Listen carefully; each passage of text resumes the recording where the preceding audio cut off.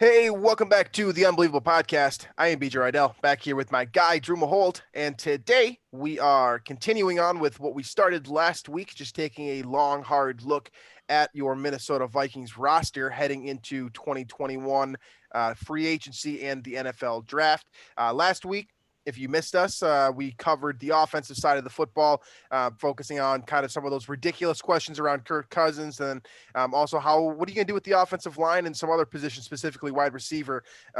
This week, we're going to focus on the defense, and we'll do some time on special teams as well, since I think a lot of us, not just on this show, but I probably imagine that people listening to us as well are probably sick of some of the special teams issues that the Vikings have been having over the last, 40 years really, but in specifically last season. So we'll spend some time on that as well.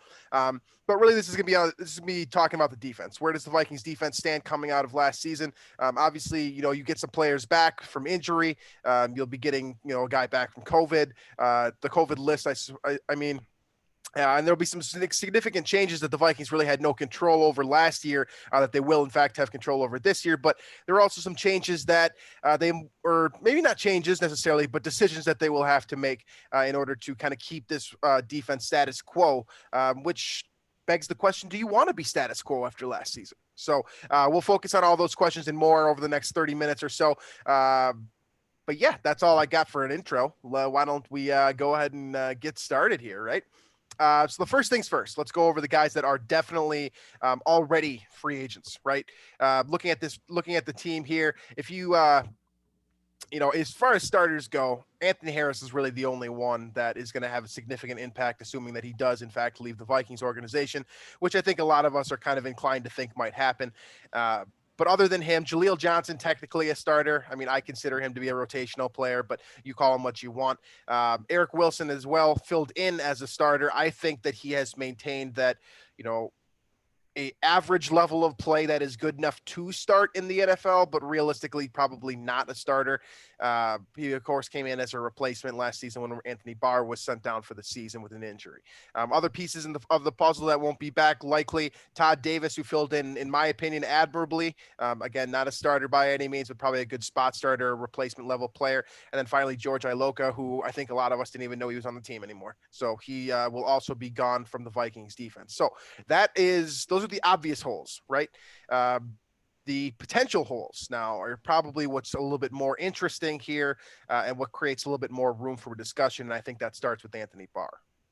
Right. I think the big discussion that you see maybe if you're on Twitter or if you're on the social media and in the comment sections, things like that, Anthony Barr sort of versus Eric Wilson, right? Like, are you going to pay Anthony Barr, was it 15 million or whatever, or are you going to pay Eric Wilson what seems to be his asking price is like 8 to 10 million or something like that now. And it's kind of that give or take. Which one did you prefer to do? And look, Anthony Barr, the thing about his play is that it's perceived so wildly different throughout, whether it's fans, whether it's the media, it's perceived extremely differently because the guy has a bunch of Pro Bowls, right? He's an athletic freak, 6'5", can very rangy across the entire field. And he's a pretty sure tackler, all things considered. Much more sure, I would say, than Eric Wilson. But so I think that's definitive. Yeah, so it's one of those things that, like, he got the contract for a reason, and so he said he's not restructuring, and now there's people talking about, well, the Vikings should restructure him to knock his pay down, and he said he's not going to. So that's the big one, is Anthony Barr, and pairing him with Eric Kendricks, and we can't really put a value or a dollar amount on that chemistry that those guys have as well, being UCLA teammates and going way back and playing on the same team for 6 seasons now. So there's things like that need to be considered here. And for Eric Wilson, he had a nose for the ball for sure all season, right? I mean, he seemed like every turnover the Vikings were able to create, which wasn't that many, by the way, but when they did, it seemed like he was in there for some sort, whether it's fumble recovery, fumble force, interception, he was around the football. But overall, Barr is the superior player, clearly. That's why he's up there on the depth chart and why he's the guy next to Kendricks in the nickel and always has been.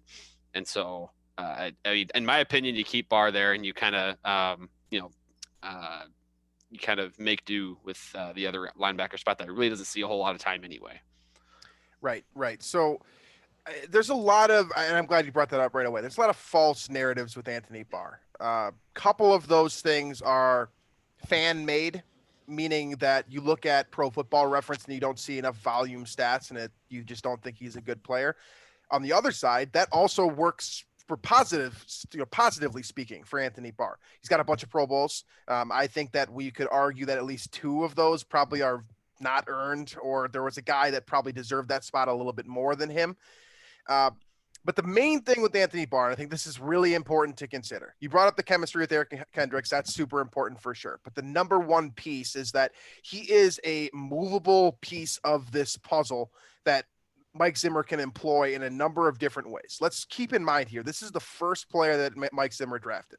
He drafted him for a couple of reasons. Number one, athletic specimen, one of the craziest athletes that that you'll see, basically, in terms of length, in terms of raw athleticism, in terms of just size and speed. He's a crazy athletic freak that can do a lot of things for your defense. The fact of the matter is that he's also an intelligent player, a player that you can line up all around. He's memorized multiple positions within the Vikings defense, and he's important for the blitz packages in a number of different ways, whether that's dropping back into coverage, which he's an average coverage player. Let's be real here. But the ability to drop out of a blitz package into coverage and find his man is something that Anthony Barr does better than anyone not named Eric Kendricks on this roster, and pretty well across the league in terms of the type of players that are even asked to do that level of play. It's not easy. He's not a replacement. He's not a replaceable player. You change the playbook when Anthony Barr goes down, literally. And we saw that last year with the way that Eric Wilson was used. Eric Kendricks ended up moving into Anthony Barr's role in a lot of different ways. In terms of dropping into coverage, that was exclusively Eric Kendricks. His coverage focus became that much more important with Anthony Barr not being there. Now, Eric Wilson is a perfectly solid player in coverage. There are a lot of linebackers who are considerably worse than him at following tight ends or small receivers or what have you. But he's definitely not on Anthony Barr's level and able in terms of being able to cover tight ends. Think about Eric Wilson in size. The dude's like barely 6 feet. I think he's 6 feet in cleats, and he's undersized in terms of pounds. Does he make up for that in terms of intelligence, general spirit, things of that nature? I would say so. Yeah, I think Eric Wilson does very well for himself. We looked at him coming out as an undrafted free agent out of Cincinnati and thinking this guy's going to be, someone that's going to last the league for a long time. And I think that he's already kind of, reinforced that thought process that a lot of us had when he came out of college. That being said, is he a starter or is he a spot starter? I am inclined to think he's more of a spot starter on a good football team. On a bad team, he's probably a starter. The Vikings were a bad football team last year in terms of defense, especially. I don't think this guy's worth paying $8 million a year. I don't think Anthony Barr is worth $15 million a year. Now, the question that you raised then is, well, you have to pay one of them. Someone's going to get paid there, or you're going to have to draft someone. Are there options in the draft? Yeah. I've seen you guys throw some out on Twitter. To be honest with you, I don't know which guy makes the most sense to replace Anthony Barr. I don't. I haven't done enough draft research to, pick a guy and be like, this is the only guy, or this is one of a few guys that could truly replace Anthony Barr. I don't know the answer to that question right now. What I do know is that Anthony Barr is extremely difficult to replace because we saw last year when he went down with injury. The other question is the medical question with Anthony Barr. He's off the field a lot, period. It's not just last year. He misses games all the time. That sucks when you're paying a guy, close to 5% of your cap some years. It's too much money to pay a guy to sit in the tub. And especially with Mike Zimmer being a guy that hates the tub guys, he has to be very frustrated with Anthony Barr. And let's be real here. He is a great restructure candidate. You convert his salary to guarantee, all of a sudden your cap goes down. He makes more money this year. He makes a lot of sense. And the biggest thing with him is that you might, like, some of you are arguing the wrong point. Realistically, he's not a cut candidate. Okay? He's just not. He has a dead cap hit of $7.8 million this coming year, $5.2 million next year, and $2.6 million the folling year. So we're looking at $15 million in dead cap if the Vikings that up, it gets pretty expensive. So I mean, maybe you trade him. That could be an argument you could make, but if it's the choice between Eric Wilson and Anthony Barr at Wilson's due price, give me Anthony Barr for sure there. And then I think you can, there are other ways to create the cap space needed, or as so many of you like to point out as well, maybe you rely on Barr being healthy, Hunter staying healthy, Michael Pierce coming back, Right. and you think that's enough. And it might be. I don't personally think it's enough, but that might be the dice that the Vikings have to roll here in 2021. And so, but I mean, whether we talk about Barr, whether he's back, that's the linebacker position. And there's a bunch of other spots to discuss here. We talk about pass rushers, right? Like, I know that's one I want to get into just because, you know, Everson Griffin wasn't a massive factor for either Dallas or Detroit in 2020. Yeah, in 2020. But losing him and then also losing Hunter for that whole season, clearly the pass rush matters, right? Getting pass rushers is important. The Vikings have to do that. And of course, Hunter coming back, hopefully, which, by the way, more of a long-term discussion is get this guy a contract where he won't be inclined to leave or hold out or anything like that, because he deserves something a little bit more than what he's getting. But getting Hunter back and then adding a pass rusher or two that can be serviceable and get more sacks than, Unique Ngakoue had in 4 games as your team's leader for the season. That would be, another big step for the Vikings. I would say that's more important than deciding who the linebacker is there next to Eric Hendricks. Okay, so we can move on from Anthony Barr then. Just let it be known that this guy's a lot more important than people are giving him credit for. I don't care if he has 2 sacks. The sack numbers don't define the player for Anthony Barr. No. And there's no real way to quantify linebacker play. There's really not. I mean, it's difficult for sure. Because total tackles doesn't do it either. Because that just means you're on the field a lot, right? And your offense can't stay on the field, and you're just racking up garbage time to attack. Like, there's no real way to quantify linebacker play. So it's impossible to really, put into words or explain how good Anthony Barr is. You kind of get a feel for it when he's in the wrong spot, and it certainly happens. But Anthony Barr is a good player. You don't get into the Pro Bowl like that. You don't look at him as a 6'5" athletic freak and turn him away for someone much smaller and not as athletic as in someone like Eric Wilson. Yeah, I think we can settle that debate. I want to finish with pass rushers because I'm with you. I think that's probably the most important piece here, even though the Vikings don't technically have anyone leaving at that position this year. So let's move into move to defensive backs here from linebackers. Like I said before, Anthony Harris is really your one red mark that's not under contract with the Vikings right now. He's effectively a free agent as we speak right now and can begin negotiating whenever he wants. The Vikings have the opportunity to do a second franchise tag. Of course, that number goes up. I'm giving you options right now. I'm not giving you the solution, by the way. That's something that you can do with Anthony Harris. You can also try to sign him to a longer-term deal. That could be 4 years. I think 4 years probably made a little bit more sense last year in terms of, when you're going to pay the guy.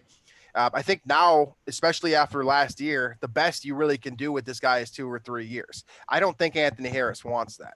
I think he wants to cash in. I think he's probably a little frustrated with how it played out last offseason. I don't blame him. I don't blame him because that was sort of, the Vikings were kind of, it seemed like the whole plan was to give him this deal, and he had an awesome 2019 season. And, the franchise tag kind of gives way to that possibility of playing himself out of a lot of money. And that's exactly what happened. That is what happens. Like, ultimately, did the Vikings make a move that probably created a disgruntled football player?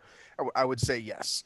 Did the Vikings make the right move? I would also say yes. Anthony Harris did not repeat anything close to what he had in 2019 and 2020. He's also entering, he's going to be entering his year 30 season. Yeah, he's 29 right now. So it's just technically his year 29, year 30 season.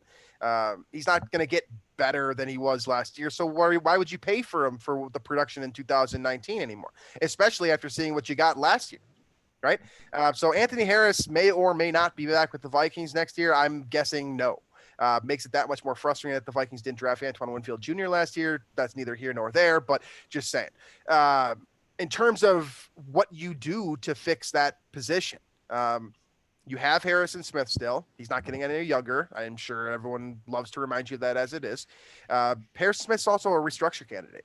a good one, a very good restructure candidate, a guy that you can feel very comfortable guaranteeing money to because he's going to be on the roster next season. But at the same time, does this guy want to restructure? I mean, two Vikings now, Kyle Rudolph and Anthony Barr, have came out and been like, we're done with this. Like, we see you guys restructuring every season. We're tired of it. I mean, like, yeah, we're not gonna do it this is finally sort of the cap is a myth deal. Like it's catching up to the Vikings. I mean, for one, you saw what happened in 2020 with the roster. Things quickly melted away with Griffin leaving. You had all those quarterbacks leaving. You had Stephon Diggs getting traded, with may or may not have been a salary thing. But and now you have guys finally like, all right, I'm done restructuring. Like, you know, you can't just keep kicking this can down the road. You offered us contracts. Now pay up your side of the bargain here. And, you know, we want to play out our contracts as they are. So that's the sort of, when people say that cap is a myth, you can make it a myth temporarily. And then it will catch up to you. And this is that instance where they're kind of realizing that, you know, the Vikings probably aren't in a spot to contend, or at least it's not likely. And so what's the point, I guess, of restructuring for better, you know, use of money elsewhere when they just can get their money, finish out their contracts, and maybe go ring chasing after these ones expire? And that's an interesting question here. Like we kind of debated this last year. Like, do you rebuild or I don't think the Vikings know what they're doing in terms of that either. Right. They don't. They don't. And I think we'll probably get, I don't think we're ever going to get a definitive answer to that, because every team likes to say that they reload as opposed to fully rebuild, with the exception of a couple teams that have like openly tanked and Miami, for the most part, done pretty well. And it almost works. Themselves. I mean, yeah, it's working really well for them. Yeah. So what do you do here? Now, a couple things to keep in mind in terms of, if you're in the camp that wants to keep Anthony Harris, whether it's, just a fan's love for a player, or you think he's truly very good and is going to have a rebound season once you get the pass rusher back, a couple pass rushers back. The Vikings are up against the cap, like really hardcore. If you're not following Nick Olson, make sure you do, because he's giving you a ton of information about the cap and how the Vikings are having some issues in detail. I mean, we all can do the generalities. We know that the cap's going to be somewhere between 180 and 185 million dollars, depending on, a number of different circumstances. I think we're leaning 185 at this point. That seems to be what the direction that the news is heading. Add another game, which seems to be possible. Right. But the important thing here to remember is that the cap went down. Every single financial analyst, period, across the NFL expects the cap to go up every single year. Now, think back yourself, your sports fandom. When was the last time you remember the NFL salary cap go down? If your answer is, I don't remember, you're in the camp with just about all of us, because I don't remember since the, basically the quote dawn of time when the two leagues merged, that the cap actually went down. This is a huge, huge problem. Now, I'm not a financial analyst. I'm not an expert with money allocation or anything of that nature, but I can tell you, when you expect something to be high and it ends up being low, it's going to create problems. And that's where the Vikings stand right now. And it directly impacts guys like Anthony Harris, who are a free agent at the wrong time. This is the worst time for a player. Yeah. We've already seen agents come out. We've seen the NFL, Players Association speak out saying collude with each other to make sure these guys get their money, because there is a real issue right now in terms of the free agency class. Guys like JJ Watt are going to be fine. They're going to get their $15.5 million and they're going to be cool. I'm not talking about the top 5, top 10 guys at each position, depending on how deep that position group is. I'm talking about the guys in the middle, the guys that are coming off of a bad season that might be a quote, like a good player previously, guys that you have question marks about. This is a real problem for that type of player. Anthony Harris is literally the forefront at this issue right now. Do the Vikings even have the money to pay him? Realistically, probably not. They got to sign their draft class. There's got to be some money that goes there. They got to pay Danielle Hunter. There has been rumors and little snippets, which you kind of alluded to earlier, that if he doesn't get paid like the best player in the NFL, he's going to go somewhere or force his way somewhere that will pay him like the best defensive player in the NFL. Is he the best defensive player in the NFL? No, probably not. He's probably not even top 8, realistically. He's a very great. But he's certainly not like number 30 or whatever he's getting paid right now. Definitely, exactly. That's the point here. So you got to pay him. So some money's got to go there. The Vikings are also down about, what was it, $12 million right now. They're negative 12 mil. So they've got to do some restructuring as is, or cuts as is, regardless. It's going to happen. The matter is how much space can you create? And I think the answer to that is that you're drafting a safety, because I don't think Anthony Harris is getting his, even $8 million next season, because the Vikings simply don't have the money to do it as a result of the COVID-19 pandemic and the ramifications on the salary cap.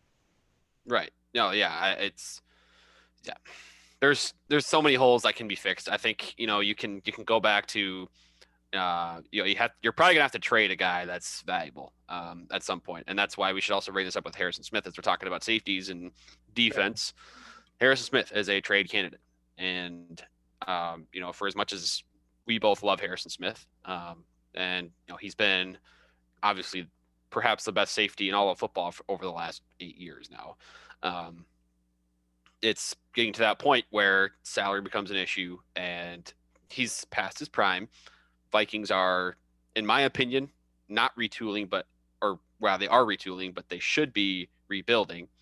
And so you combine all those things, it seems like you send him off to a contender, or as I guess that'd be more of a gesture of goodwill to send him off to a contender, but send him off somewhere where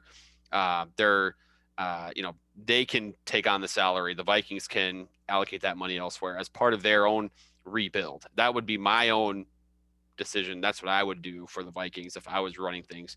Again, it would suck to see Harrison Smith play for another team, but I just don't realistically think the Vikings are going to contend for anything meaningful this year, which is why you start to rebuild and get ahead of it, which is, I think, what a lot of people have been saying even prior to this year. Kind of seeing how they kind of, it wasn't hard to see 2020 and see it unfolding the way it did. And now I think you have a chance to get out in front of things. And of course, Kirk's salary in 2022 becomes guaranteed here shortly. So there are things that they can do, get ahead of it. It doesn't appear that they're going to go that route though, because they're trying to stay relevant, man. That's the Vikings. And so that's where the salary cap issue is kind of rooted, is the Vikings trying to stay relevant for all this time by restructuring and trying to extend this window, falsely extend the Super Bowl window that they have, when it's really non-existent, and they're kind of just, seeing a mirage essentially. Okay. So kind of this is going to start to bleed into our final section of the show, which will be on the defensive line and specifically pass rushers. But we've discussed this in the past at length, and it's common ground. It's not like we're bringing any great news that's blowing up the world or anything of that nature. But in order for a defensive back to play well, generally you need good pass rushing, right? Complementary football across the board. Now, this is kind of how you differentiate between what's a really good safety like Harrison Smith and probably like an average safety that can be turned into a really good player with guys around him. And Andrew Sendejo, Anthony Harris, I think kind of falls into that category. Now, the difference is the pass rush. If you got two guys on the ends that are getting 10 double-digit sacks, 30, 40 pressures a year, you're probably going to be more likely to get turnovers, interceptions, plays on the football in general. And Anthony Harris's numbers are. I mean, the same thing can be said for cornerbacks too, by the way. I agree. It works the same way. But safeties are asked to roam a little bit more. This is why I'm focusing here. Whereas a cornerback is, you're either playing a zone, like a specific area of the field, or you're playing up against the man and following him everywhere. You don't have as much ability to freelance unless you're Marcus Peters and you just do whatever you want.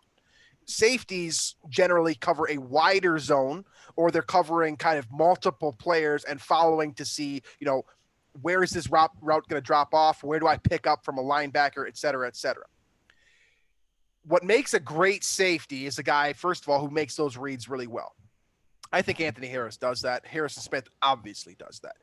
The difference then becomes, are you getting to the quarterback in 3 seconds or 8 seconds? Because that decision that you make as a safety is going to be a direct influence of how quickly that pass rush is getting there. Like, does the quarterback need to get rid of the ball? Okay, I can jump. I can get in front of this wide receiver now. Anthony Harris had 6 interceptions 2 years ago because he was able to do that at will, and he played it phenomenally.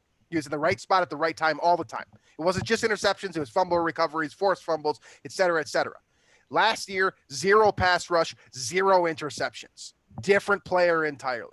So this is why the pass rush is that much is so important, but it also has kind of a meaningful impact on how you determine what you're going to do at the safety position.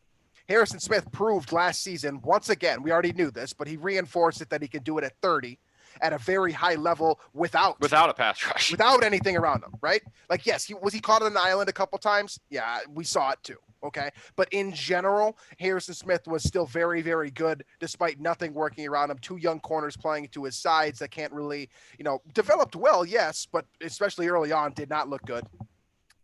And Anthony Harris proved that, in my eyes, it's a 1 year sample size, whatever. But in my eyes, he proved that he is a solid player that can be lifted by guys around him. I don't think the Vikings have enough around him right now to lift him anymore. So why pay him is basically my question that I'm ramping up to here. I agree with that. And I think you can look at like Tampa Bay, for example. Look at that defense. Look at how great that front four is. Right. The pressure they were able to get all season long. And then this stat might not be 100% accurate. So I apologize if it's not, but I saw this on Twitter. PFF's kind of WAR, right? Sort of their wins above replacement level stat. The Chiefs and the Bucks were the top two teams in the NFL in terms of WAR for defensive backs paid per dollar or per dollar paid. So essentially they're getting the most money's worth out of the defensive backfield. And if you also look at those two defenses, they have some pass rushers, specifically Tampa Bay too. I mean, my goodness. Right. So that it works both ways, like if you can get talented corners, that's, I think, one of your top priorities. Vikings have tried to do that, right? They invested draft picks. They're working on it. They're working on that part, right? But you have to coincide that with pass rushers, and obviously Daniel Hunter going down hurts that tremendously. But you have to go out there and get somebody that's effective, that can be a threat opposite Hunter. You had Yannick for a brief moment in time there, and I remind you again, he led the Vikings in sacks last year in like 5 games. Right. So it has to be better than that. You got to get someone more effective over there. And then from there, you'll see, Cameron Dantzler and Jeff Gladney and whoever that safety is, maybe it's Anthony Harris. You'll see that performance uptick very quickly. Absolutely. And, for what it's worth, you don't really know what you're going to get out of Mike Hughes either. We've kind of forgotten about him with, the improved play of Cameron Dantzler. Jeff Gladney making significant strides towards the end of the season, specifically at that slot role. I, for one, am ready to go into 2021 with both those guys being starters. I don't know who's going to play opposite Dantzler next year. I think Mike Hughes is going to get that shot, but I'm not opposed to taking another cornerback in the first round. I know 4 or 5 years ago, everyone was pissed every time Mike Zimmer was doing this, whether it was, drafting Trey Waynes at 11 or drafting Mackenzie Alexander early in the second round. I think a lot of us were like, why do we need more corners? Well, now you got the answer. And I think that you can, dig in even deeper if you want to. But I think that in terms of how to allocate the resources that you have currently with, kind of the negative things that you have, your salary cap specifically, you don't want to pay Anthony Harris not because he doesn't make sense on this defense, but because if you could potentially get a player of his caliber with a draft pick that you can pay significantly less for a shorter duration and make a bigger decision down the line. You can kick that can, as we were talking earlier. You can create that, quote, myth with the salary cap by drafting a replacement at safety. Does that need to be in the first round? Probably not. I wouldn't recommend it. I think that you've got bigger problems, as we talked about last week. And also we'll continue to talk about this week, specifically at that defensive end spot. Michael Pierce is coming back. That's great news because he's going to fill that clogger role super effectively. He's one of the biggest men I've ever seen in my entire life. He takes on 2 blockers and still gets a bit of a push. These are all great things that you can kind of expect to improve within that defensive line. Shamar Stephen, probably not going to be a starter anymore. Thank the Lord. He's going to go back to his true role of being a guy that can give you a breather for 12 snaps every week. And that's where he's effective. So you're going to get that back. That's helpful in itself as well. Next to Michael Pierce, you've got basically nothing because, as we were saying before, Jaleel Johnson is likely going to walk. I wouldn't pay him either. So you're going to need to draft someone there as well. So whether that's a 3 technique or you just want to create, just a fat sandwich in between, I don't know. But you have to do something there. Then you've got the Danielle Hunter returning. You can kind of expect that production will not decline too much. I think he's going to be better. I think he's had enough time to recover. I think that medical science has advanced far enough along where players are coming back healthier. Like they come back more like a cyborg as opposed to a withered human being nowadays when they come back from a significant injury. Now, is Danielle Hunter going to give you that production for sure? We don't know. I'm going to assume it. Okay. The the question then becomes is, are you happy with the Fadio Denigbo on the opposite side? The answer should probably be no. And then if you are going to get to know with that question, how many resources do you need to invest to get someone that you're comfortable with? Is this a first round pick that we're talking about, a second round pick, or do you continue with the kind of the Vikings play of drafting defensive ends in the third round? Right. Yeah. The thing about Afadi that you mentioned is, he looked pretty darn good in 2019, right? I mean, when he had the benefit of playing with Griffin and Danielle Hunter and things, and those guys. So you almost like I almost want to see another shot, or see him get another chance with Hunter in the game. Playing alongside him for a season or as a starter, maybe give him that chance. But yeah, I mean, you got to take your chances somewhere in the draft. I don't care where they do it. I don't care if it's maybe a third and a fourth round pick or something like that. But pass rusher clearly is important for the Vikings. And they didn't have any of that in 2020. They have to address that. And, again, Hunter coming back is going to be a huge help, provided that he does, and he's not that fed up with his contract. But Another fair point too. This is the whole thing I've been saying this whole time. Like the Vikings are not ready to contend because we could spend so much more time talking about all these holes on this defense. There's no pass rush. Their interior on the defensive line isn't good at all either. Besides maybe getting Michael Pierce back, he's still going to be a year without football. At linebacker, you have Kendricks and Barr, really solid duo, 100%, right? But you saw how things maybe went downhill without one of them in the game. And then the secondary, of course, there's no cornerbacks with reliable I guess that you can rely on against a number one receiver in the NFL. At safety, Harrison Smith, phenomenal player, getting older though, clearly. So there's holes everywhere on this defense, and that this is the issue with me and how they're trying to retool instead of kind of blow it up and rebuild and trade all your expensive assets and kind of start over. But I think it's almost to the point where we're past that argument now. Because it's funny because we're talking about holes in the sense that of starters, right? Like you're losing a starter, you've got a hole to fill. Well, if you have a hole to fill at a starter position, you probably have holes at your depth as well. Well, the depth is the biggest concern, and we saw that in 2020. Like, my goodness sakes, that was across the big the piece. Board, like, too. Like it's great. Like you get Hunter back, you get Pierce back, you get Anthony Barr back. Like that's great.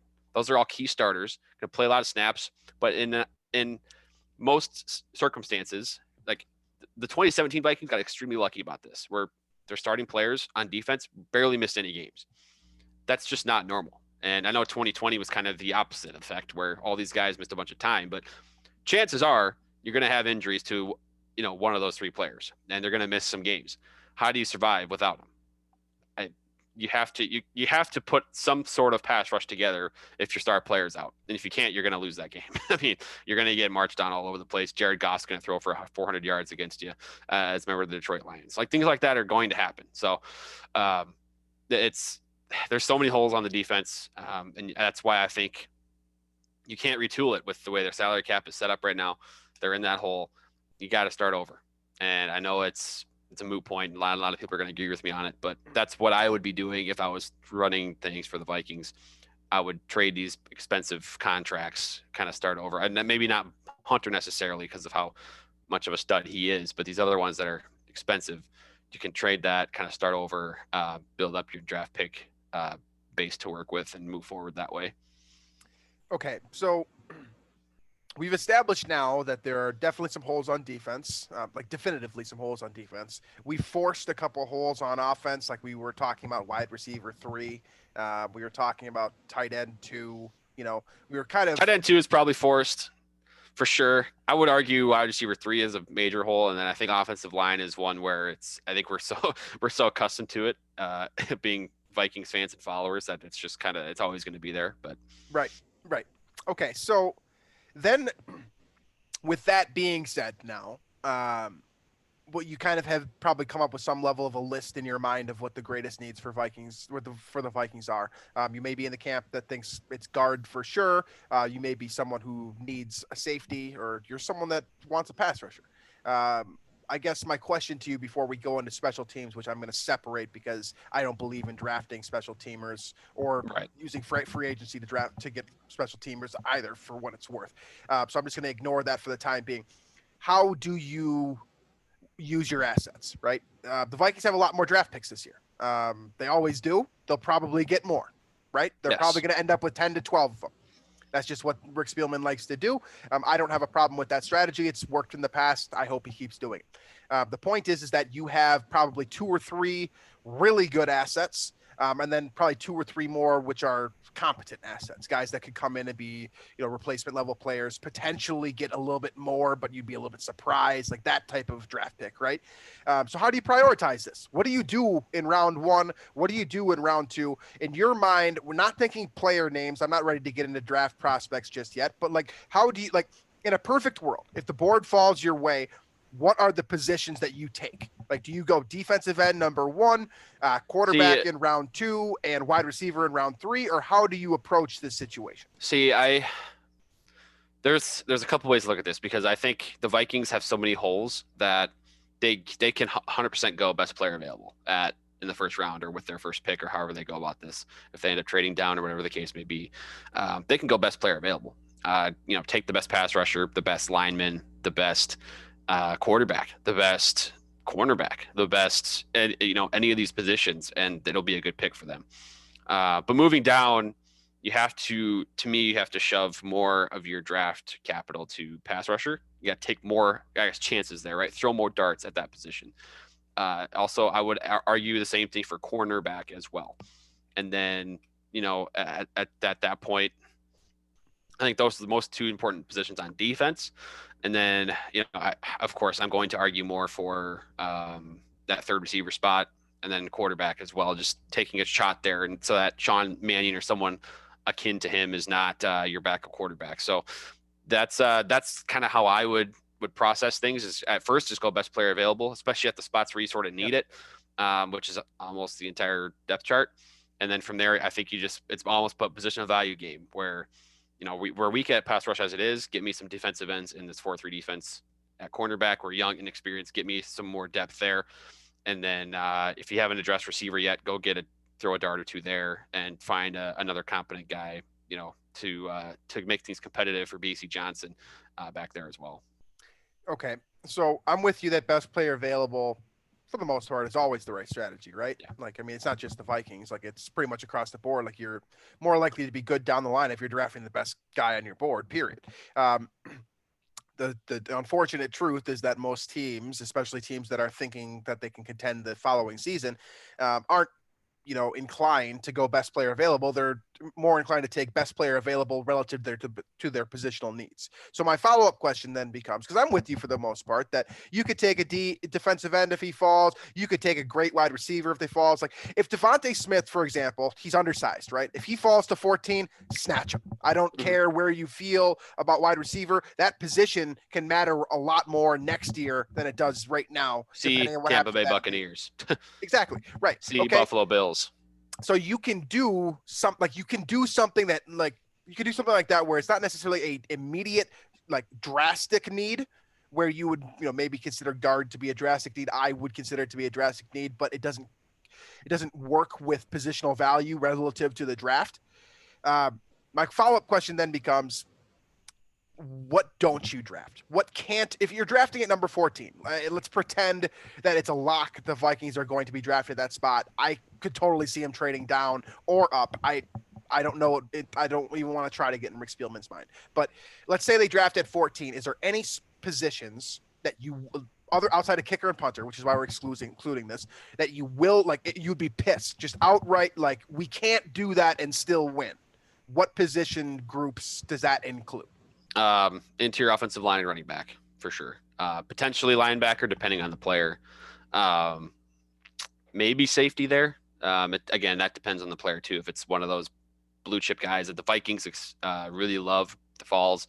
But for sure, interior offensive line and running back are the two for me, because there's so many examples of a team drafting one of those positions high and getting nothing out of it, And so, like, even the Vikings 2 years ago, they took Bradbury, and that hasn't panned out at all. That's a waste of a first round pick, essentially. When even if he is a great center, how much is that helping your team? Right. So right. Those are the two spots for me that I would be. It all depends a little bit on the player, but I can't imagine a scenario where I'd be happy about one of those two spots being picked. So basically what it comes down to is what you do at 14 is you either grab a slider, so a wide receiver, a quarterback that slides. You got 5 quarterbacks that their names are being tossed out there. You've got multiple wide receivers that are very good, couple of them with question marks. I mean, I mentioned Devontae Smith because he's the obvious one, being an undersized wide receiver, and we just historically have seen draft scouts, essentially undermine players based off of their size, just despite heavy production. It's happened at quarterback too. It does, right. So there's a real possibility that you get a slider there. The other move being is, maybe 3 technique, maybe defensive end, maybe offensive tackle. But really what this comes down to is, like, you take the best position available relative to positional value. And that gets a little bit confusing, and ultimately, like, you're basically talking about nothing because we're not giving you an answer. We're just I think it's teams should be putting together their big board based on positional value as it is. So, like, kind of knocking running backs, knocking guards, knocking centers, knocking maybe like your linebackers, safeties a little bit, but inflating the ranking, so to speak, for corners. Well, quarterbacks for one, but also corners, wide receivers, pass rushers, those prospects should be inflated a little bit. Offensive tackle, just because of the position they play, is more valuable. So, like, from there, then you kind of make your best player available pick. And in my opinion, there shouldn't be a running back or a center or a guard in that top 14 or wherever the Vikings will be picking. Right. I'd agree. So you're looking at, these major positions: corner, quarter, defensive end. I'm cool with 3 technique as well. Those are probably your 4 spots that make the most sense at 14. After that, everything just changes based off of what you do at 14 to me. I don't think you can even try to like you can do a mock draft, right? And, do one of these simulations where, like, you actually see your options, but until you see your options again in the second round, like, I don't know how you even try to project this thing. Like, you can say, all right, I want quarterback, cornerback, and defensive end in the third round in some order. That sounds great, right? You maybe get Mac Jones in the second round, pick your poison at corner, whichever guy makes the most sense with the scheme in the first round. And then maybe you continue doing the same thing and drafting defensive end in the third round. And then you save, 3 technique, et cetera, another wide receiver for the third and fourth round, et cetera, as you get later into the draft. Like, yeah, we could say that, but, like, ultimately, like, that first pick, what the Vikings do on day one, I kind of tend to lean that they're going to trade down and get 2 first-round picks. That seems like the most logical strategy to fill a lot of holes at once. Also Rick's history a little bit. Right. So not only his history, but also, like, if you are a believer that you're reloading as opposed to rebuilding, the best way to, quote, reload quick is to bring in an infusion of talent that's going to contribute immediately. And that's getting 2 first-round picks a lot of the time. Which is what the Vikings did last year. Seemed to work out pretty well. Obviously very high with Jefferson, kind of good with Jeff Gladney. Hope for more in the future. But that's kind of like the immediate plan. Like, maybe you trade from 14 down to 22, and you also acquire the 26th pick or something like that. And all of a sudden you can start filling more holes, or whatever. The fact remains that ultimately what it comes down to is that you're going to have to do something there in the draft with those four or 5 spots. I don't think safety's in that group. I don't think linebackers in that group. So all of a sudden you need to probably keep Anthony Barr. You need to go out into free agency, get a couple of guys that are going to be at the very least some level of a replacement, right? Like, sign another type of George Iloca player, just the guy that you can get on the field and is going to give you quality snaps. Just because you're probably not getting Anthony Harris back. The Vikings need to engage in all facets of the offseason. Is basically what I'm saying here. Is you need to go to free agency for a couple of pieces, and you need to get some blue chip quality talent, not players that are going to contribute immediately necessarily, but guys that are going to give you, potential down the line, not just next season, but 2-3 years down the road in those first 3 or 4 rounds of the drafts or so.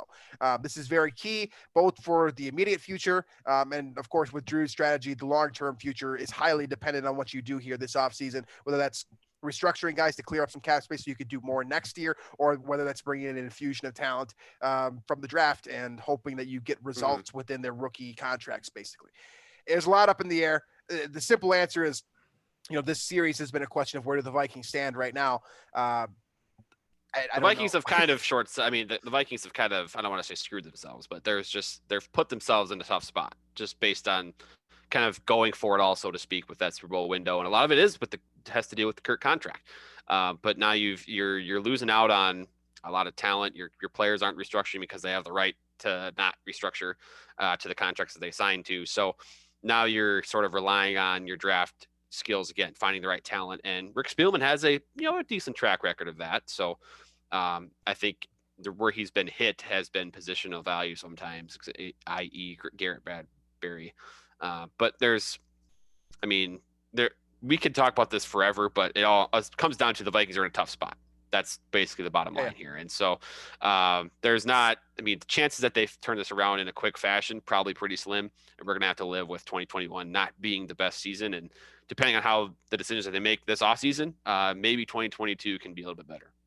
Absolutely. All right. So before we close this thing out, I do want to cover special teams. Generally, when we do these types of segments where it's like we're going to focus on offense and defense, we just kind of gloss over special teams, and it is what it is. You see what you're going to get. Towards the end of the season last year, we started to kind of have enough, and we started talking more about special teams, or I guess more than the show would typically talk about special teams. I mean, I've got the Jeff Locke rant on my record. We've done this before, but this is a perfect time because the Viking special teams, it wasn't just kicking, right? It wasn't just the obvious special team stuff. Oh, yeah, it was everything. Stats, it was across the board. The long snapper sucked. The holder, not consistent. The kicker, trash. Very inconsistent. The kick returner, trash, inconsistent, not catching the football, not giving you positive yards, not doing anything of value. You can replace every single one of these guys, and I wouldn't blink. Every single one. Kicker's got to go. Punter's got to go.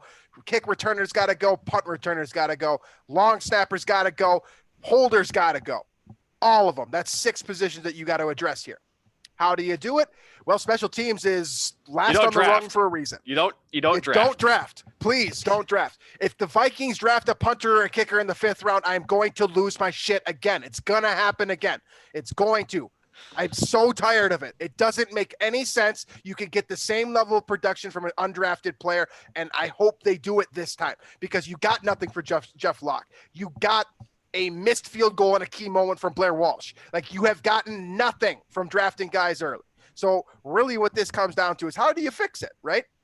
Couple of things you can do. One, the Vikings brought in Greg Joseph, something that Drew and I chatted about briefly before the show. He's supposedly going to be a competitive option to Dan Bailey. When you're up against the cap, I say screw Dan Bailey. Get him out now. Just be done with it. Get that, $3 million off your cap immediately. The other things that you can do here, I mean, you can sign someone in free agency. I highly, highly am against that because that's going to cost you even more money, right? Like, generally speaking, signing someone in free agency costs you more money than drafting a player or signing an undrafted free agent. Either way, you've got real issues here. So, I mean, do I have a definitive answer? No, we really just have a don't do list. Right? It's just, I mean, the best practice, honestly, is taking your chances with an undrafted free agent after the draft. I mean, that's honestly the best chance. And then, kicking, it seems to be such a mental thing that some guys just have it and some guys don't. And it's such a fickle, position to play. So, it is all about chance there. It's a lot of luck to me involved in picking the right kicker. And I think to a degree as well, I would say Mike Zimmer maybe needs to give his guys a longer leash. Example being Daniel Carlson.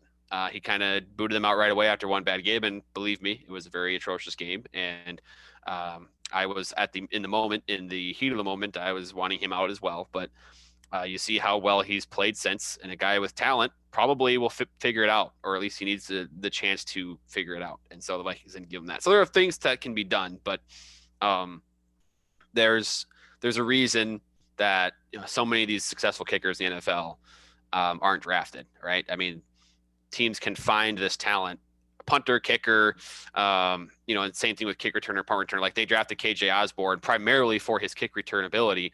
That certainly didn't pan out. He's not a wide receiver. He didn't play any wide receiver snaps to my knowledge during the season. That's a complete waste of a draft pick. So don't do that, right? Don't do that. I mean, and I think you had, punt returner was the same issue. You had fumble issues there. Same thing with, there's just try something else. Don't draft specialists, whether it's a long snapper, whether it's a kicker or a punter or a returner. Find a guy, just find guys in undrafted free agency after the draft that are looking to get their chance in the NFL. They're going to give you their best shot at those roles at that point. So I don't know. I'm with you on the drafting specialists. I'm sick of it when, if they go 5th or 6th round, they draft a kicker or a punter instead of, taking a flyer on some pass rusher or taking a flyer on some receiver. Especially with character issues. Like you get quality players in the 6th and 7th round, guys that just drop because of character issues. Like just do it. Just pull the trigger. Like just do it. Come on. I've got a couple of rhetorical questions here just to be an asshole. First of all, you mentioned Daniel Carlson. How did the Vikings acquire Daniel Carlson? They drafted him. They did drafted him. How did that work out? Well, you got rid of him mid-season his rookie year. Which is another thing. Like that's another reason not to. If your coach is going to give him the shortest leash of all time, then don't spend a draft pick on it, Exactly. Right. Okay. Now, another question for you here. Who's the best kicker of all time or generally thought to be the best kicker of all time? Well, there's two options here. As a South Dakota guy, I'm going to go with Adam Vinatieri. But I would see to that argument for Justin Tucker as well. I figured you'd go Adam Vinatieri. Where was he drafted? I don't even remember. He wasn't. He wasn't? Probably not. One of the best undrafted free agents of all time. Also, here's another rhetorical question. How good were the Raiders from about 2003 to like now? And where was Sebastian Janikowski drafted? Number 17 overall. One of the worst draft picks in history. And I'm going to continue on here. Who's the best punter in the NFL or generally thought to be arguably the best punter in the NFL currently? Probably some guy that wasn't drafted. Yeah, it was. Johnny Hecker, undrafted in 2012. Yeah. So, I don't know how many more points I need. These claims aren't baseless. Like, I'm mad for a reason. Is it irrational anger? Yeah, it's a football team. Like, who gives a shit? But it's still ridiculous. Like, you got to stop doing it. Like, I know I'm not being helpful. Like, I'm being the guy right now that's raising hell and not providing solutions. But remember Aguayo for the Bucks? The Bucks drafted the guy the second round and just flamed out faster than anybody has flamed out in the NFL. It's ridiculous. The dude, it's a bad practice. That's what it comes down to. Is you have to stop drafting these guys. You got to go elsewhere. There's so many options available. Like there's 32 starting kickers in the NFL. Why did they give up on Kai Forbath, by the way? Like what? He couldn't kick it long enough. His longest field goal, in his career, is 50 yards. I mean, chances are you're gonna. I mean, you should be going for it if you're deciding between a 54-yard field goal or going for it. Probably should be going for it there anyway. So keep the guy that can make a 44 yarder consistently. And I don't know because I did. Especially and so this also does bleed into kick returner and punt returner. Like you mentioned this with KJ Osborne specifically. Like, why would you ever draft a guy in the 5th round? Or 6th round for that matter, or 7th round.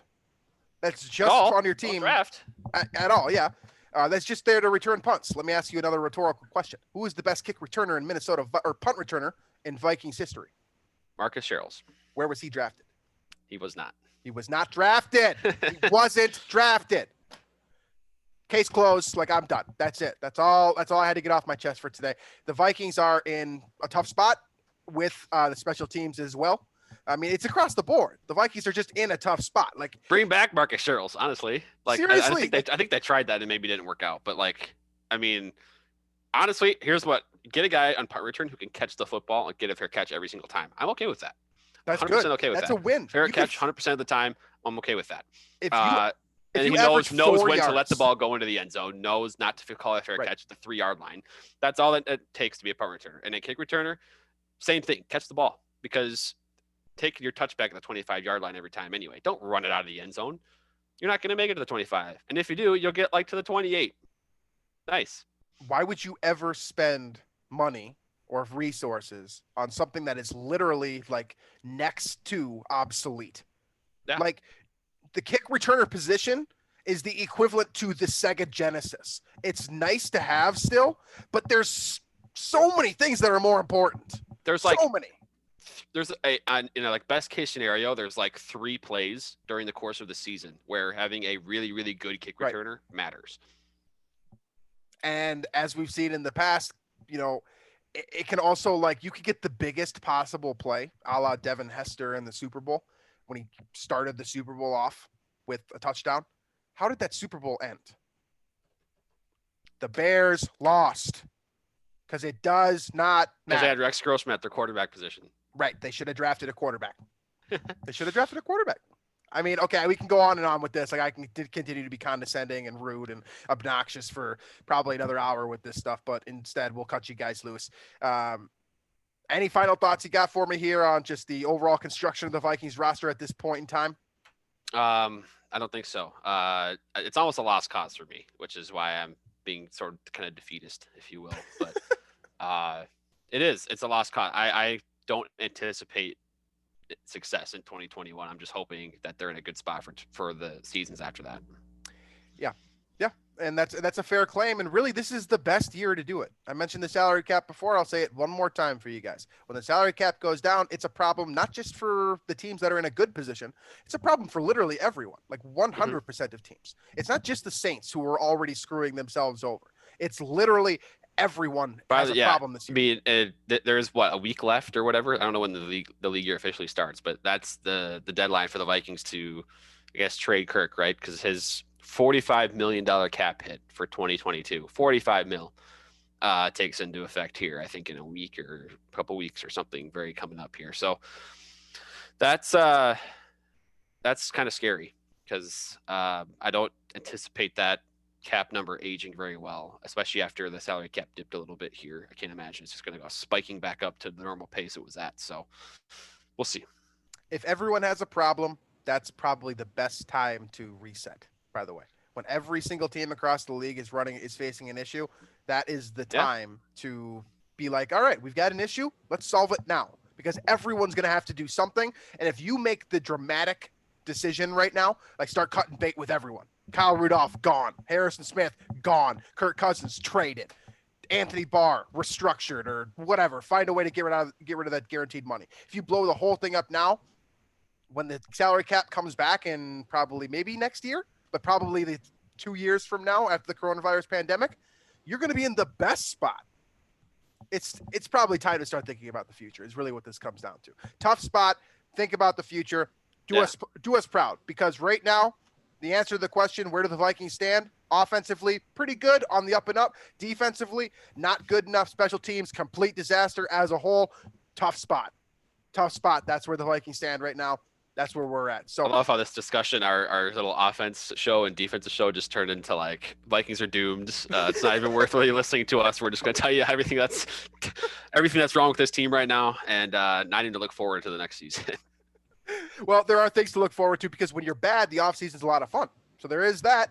That's true. There is that. So leave us your thoughts in the comments section, whether that's on Daily Norseman or you're watching us on YouTube. We love reading those. I know that everyone's got a lot of thoughts on, where the Vikings stand and specifically where the defense and special teams are at. So be sure to let us know. If you want to continue listening to the podcast, iTunes, Stitcher, Google Play, Spotify, wherever else you listen to your podcast, and then make sure to check out Climbing the Pocket Network. I know that we've added a couple of shows in recent weeks here. There's some more video content as well. There's more people joining our team, so we're going to have more content just in general. So make sure to check out the network and see what everyone else is doing, as well as the Unbelievable Podcast. So thank you as always for listening, and we will catch you guys next week.